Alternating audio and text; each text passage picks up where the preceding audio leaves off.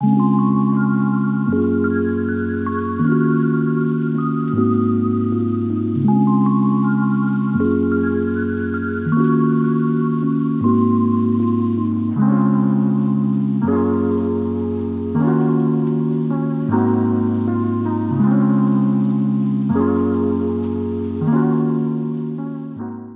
to Crushgasm, the podcast dedicated to the highs and lows of crushes. From their first to the worst, we're going to cover them all with a cascade of characters, including our guest today, a girl who loves her traditions.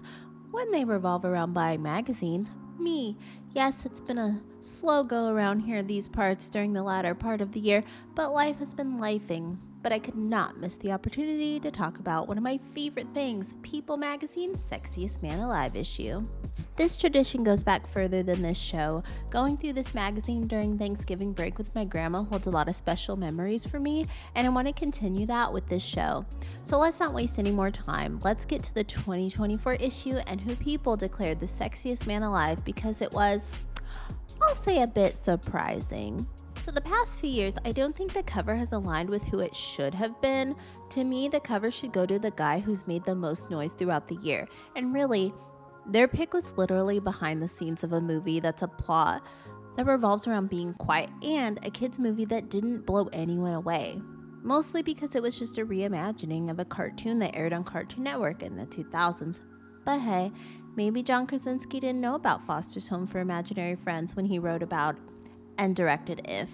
So yeah, John Krasinski got the cover this year, and a lot of people were pretty peeved about this online. Which I get. He wasn't the ideal choice since it's not 2009, but let's be honest. It's not like John Krasinski isn't sexy. He's a very handsome man. That's not what I'm confused about. I'm more questioning the choice based on the year he's had versus the men I think went above and beyond in 2024, like Hugh Jackman and Ryan Reynolds, just about everywhere with Deadpool and Wolverine this year. Glenn Powell, who I didn't get at first, but then I saw him in The Rain and Twisters and thought, okay. Or even someone from Gladiators 2. We'll talk about that more later. As for John Krasinski, even the article highlights more of The Office than his current work. Like, they know what he's best known for. I learned nothing new in this feature except that Jack Ryan is going to be a movie, and Dead Poet Society makes this dude cry. Last thing about John on the cover, I would have hung this up in my dorm back in the day, but I'm not so much interested in this choice for this year in particular. Anyways, following John and his cover feature is the usual, the Men of the Year section that highlights a barrage of other men who made some noise in 2024.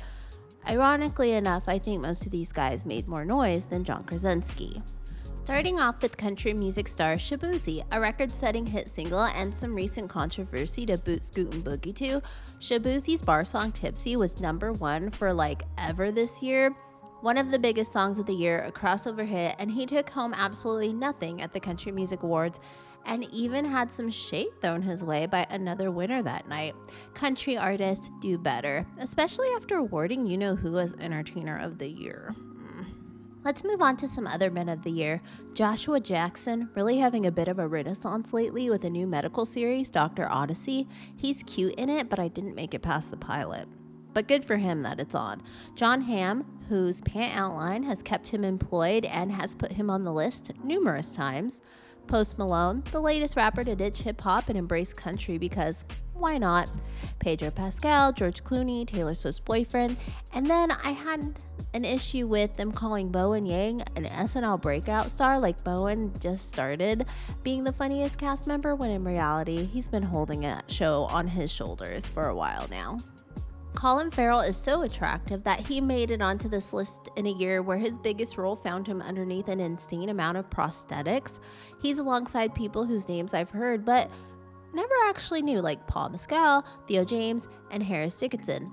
On the flip side, two guys whose names I know and whose likenesses have been used this year as bait for lookalike contests, Jeremy Allen White and Timothée Chalamet, are also men of the year. Vincent Boone, Matt Friend, and Hideyuki Sanada are newcomers to the Men of the Year gang, while I know the likes of the aforementioned Ryan Reynolds, Hugh Jackman, and Chris Hemsworth have all been here before because they've all been on the cover in the past as the sexiest men alive. You know, I learned though in this section, Matt Bomer is 47 and has 3 teenage sons. 3. I didn't think he was old enough to have 3 kids, let alone 3 teenage sons, the oldest being 16. I also didn't know that Manny from The Good Place / The Acolyte was my age. Lord, there was no one that hot in my class growing up, nor was there anyone who looked like Jake Gyllenhaal, Andrew Garfield, and Austin Butler. But can I be honest? I tried to watch Bike Riders, that movie with Austin Butler, where he's like a biker or whatever with, what's his name from Venom. It was awful. Like, all Austin Butler does is stare like he's James Dean. And baby, Dean he is not. The last 2 in this section are Stephen Colbert, which I would have replaced with John Oliver because, sorry, he does what all those other hosts do with politics, but 1,000 times better. And Ryan Gosling, who I still believe should have been on the cover last year instead of McDreamy Patrick Dempsey. Those were the men of the year, but People doesn't stop there. We then get to a feature of men who've played royalty this year, from Bridgerton's Luke Newton to Steve Toussaint from House of Dragons. There were only 5 men in this section, but that was more than I thought there could be. I really don't watch those types of shows, so this was a cute homage to that. After that, a feature that's always welcomed, hot guys and their pets. Glenn Powell, someone who should have been on the cover this year, and his pup Brisket, John Legend and his dog Crew, and Mark Ruffalo with his cute little kitty cat. They're just a few of the 10 men in this section, one that was conveniently sandwiched between ads for kitty litter and cat food. So far, Krasinski has been the only guy to get some limelight, but after the hot guys and animals, we have Selena Gomez's boyfriend, Benny Blanco, a man that resembles a Danny McBride character in any one of his few hit shows. I was educated reading that he is a music producer. Before this, I had no idea who he was or how he managed to get near Selena Gomez, but respect to him for making her happy. After Selena's boyfriend, we get another featurette from Geeky to Gorgeous. People Magazine to be more specific. Some of these people were not even that geeky in childhood, like Orlando Bloom, John Cho, and Sam Smith, while others, I fully understand why they're in this section, and I'm sure their geeky photos from the past inspired this feature altogether, like Drake and Cal Penn. But let's be real, the funniest part of this section is that Tom Holland's child photo is only about 2 years older than his present day one, or at least that's how it looks.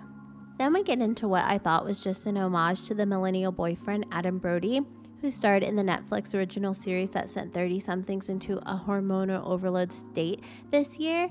Nobody wants this. Ironic title considering this was probably the best thing Netflix has done in a hot minute.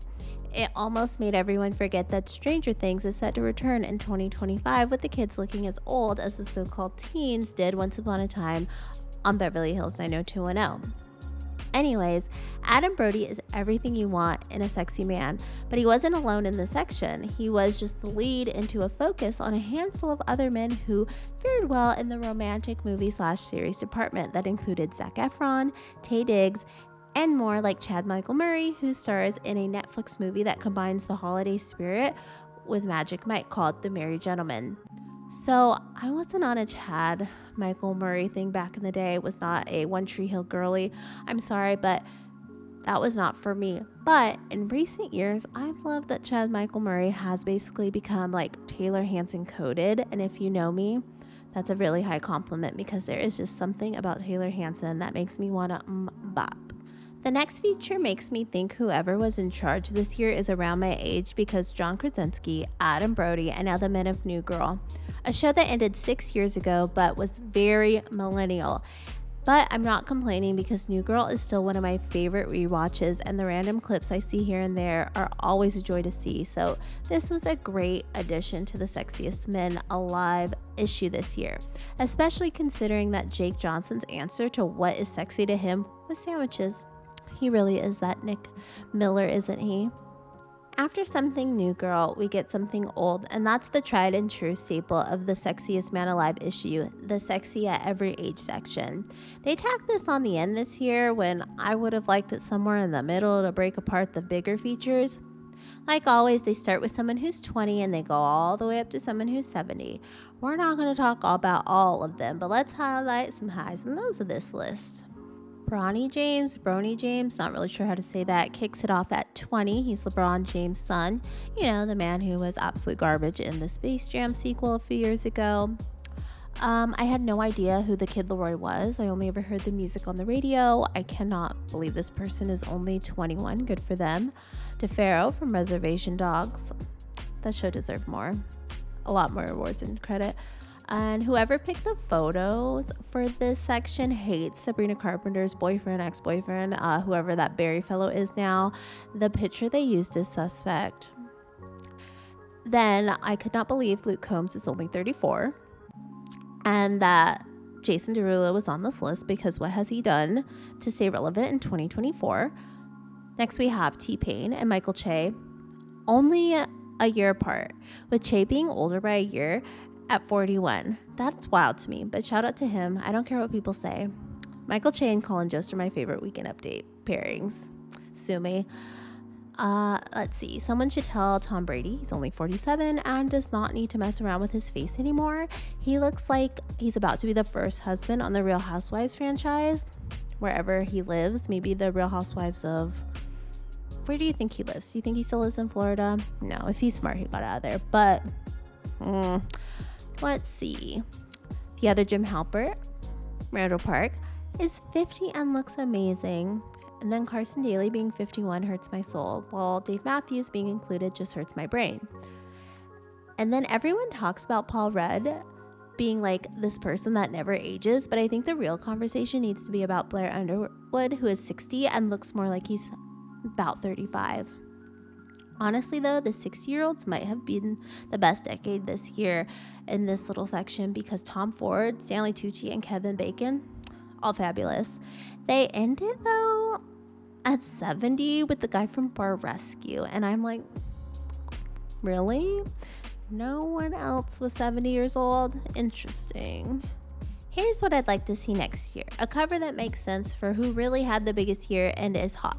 John Krasinski is hot, but his name wasn't everywhere in 2024.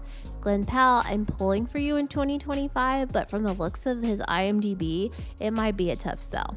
Also, if anyone from People is listening, please let me do a feature next year about former teen heartthrobs in which they do those classic Tiger Beat style photos. It'd sell well based solely on that, especially with something brewing about an NSYNC reunion. So while People missed the mark on the cover this year, again, I'm not mad because John Krasinski can take a wonderful photo. It should be tailored, though, more to what's happened that year and not just who sends the best gift to the people's offices. Love seeing the guys from New Girl and Adam Brody, but I'd love a little more, we'll say, girth in these issues. Men of the Year, let's fill up this section with one page per guy. They are the men of the year. Show them some more love than what you've been doing with these kind of little photos mishmashed together. I mean, we could have lost stories in the back about a murder at a nudist colony and maybe save the Kate Middleton story for a later issue. Just a thought. And some things to think about. But thank you so much for taking the time to listen to me review People Sexiest Man issue. And everyone, you can find all of Crushgasm's information below. And until next time, as always, keep crushing it. Crushgasm is part of the I Did Not Make These Rankings podcast network, along with some other pretty cool shows, including An Evening at the Movies, Crime Rewind, Literature Reapers, Love is Black, Masturbators, Men Are the Prize, Season to Season, The Sip List, and Toontastic Journeys. You can go to idnmtrpodcastnetwork.com to find not only Crushgasm, but all of the aforementioned really cool podcasts. Alrighty.